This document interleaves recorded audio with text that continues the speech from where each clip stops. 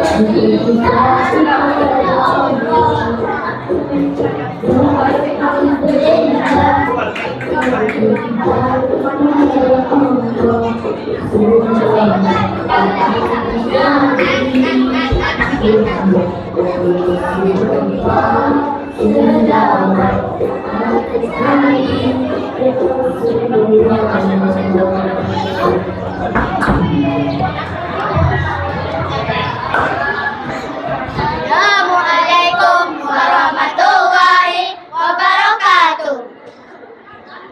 Apa kawan? Kami daripada Pemda Ambar bin Anas mengucapkan sebuah kisah dari sesuatu. A'udzu billahi minasy syaithanir rajim. Bismillahirrahmanirrahim.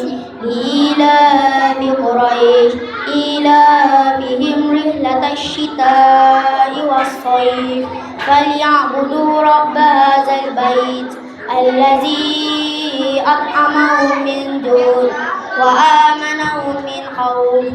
Kerana kebiasaan aman tenteram kaum Quraisy penduduk Mekah, iaitu kebiasaan aman tenteram perjalanan mereka menjalankan perniagaan pada musim sejuk ke negeri Yaman dan pada musim panas ke negeri Syam, maka hendaklah mereka menyembah Tuhan yang Maha menguasai rumah Kaabah ini, Tuhan yang memberi mereka penghidupan, menyelamatkan mereka dari kelaparan dan mengamankan mereka dari ketakutan. Kawan, surah Quraisy adalah surah ke-106 dalam Al-Quran. Surah ini terdiri daripada 4 ayat dan tergolong surah Makkiyah. Kata Quraisy merujuk pada kaum Quraisy. Kaum Quraisy mendapat kepercayaan menjaga Kaabah. Dinamakan sebagai surah Quraisy kerana ia menceritakan nikmat yang diberikan oleh Allah kepada orang-orang Quraisy. Sebenarnya surah ini menyebut tentang orang-orang Quraisy yang merupakan pedagang. Mereka sering berdagang dan bermusafir keluar dari Mekah dan sesungguhnya mereka akan berdagang ke Yaman. Manakala apabila tiba musim panas di Mekah, kaum Quraisy akan bermusafir ke Syam. Sebabnya apabila tiba musim sejuk, keadaan di Mekah akan menjadi sangat sejuk. Apabila tiba musim panas, keadaan di Mekah menjadi sangat panas, maka mereka bermusafir ke negeri-negeri tersebut. Kaum Quraisy sangat dihormati oleh buah arah yang lain kerana di tempat tinggal mereka itu maka terletaknya Kaabah rumah kepada orang Islam. Allah telah menyediakan nikmat yang sangat banyak kepada kaum Quraisy.